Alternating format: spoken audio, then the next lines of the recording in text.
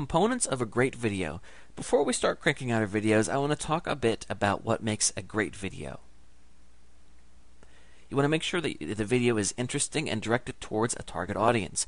You want to look at your website or whatever you're promoting and think, what can I do that's going to actually entertain the people that are going to want to come to my website? So if I have a site on dog training, I do not want to have a video featuring cute cats because it's not going to match. I mean, even if the video gets popular and people love it, I'm going to have a problem because people that love cats, they don't always love dogs. So you want to make sure that the video is related as much as possible to your site.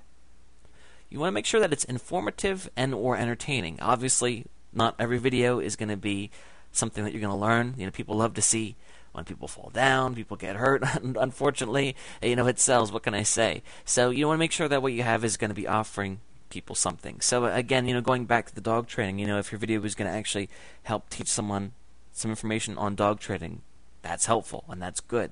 Because you want to think to yourself, if somebody finds the video helpful, then the odds, number one, are that they're going to come visit your site, and also number two, that they are going to go tell other people about it, which is really important if you want the video to go viral.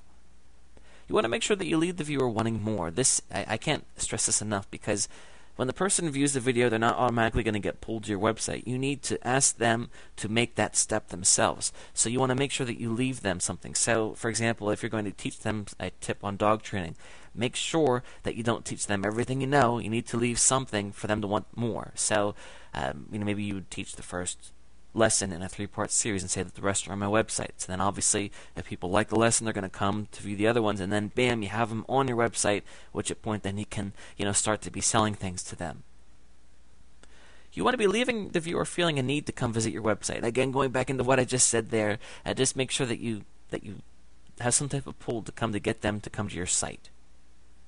Keep in mind when you make your video that it has good potential to be viral, which means that there's something catchy, maybe some kind of hook. So again, we're going to be talking about two different kinds of videos. Obviously, you might be sitting there thinking, I'm not going to be taking my camera out and start videoing all kinds of stuff. I just wanted to make a simple video. You promised to show me that. Don't worry, I will. I'm kind of talking about two different kinds of videos here. The kinds that are higher quality and also the kinds that we're going to throw together real quickly. And we'll talk about both. You also want to make sure that your video appears professional. This is very important. Somebody comes to the video, you only have one chance to sell them, and if your video looks sloppy, it's not going to make a good impression, and they're probably not going to want to come hear more.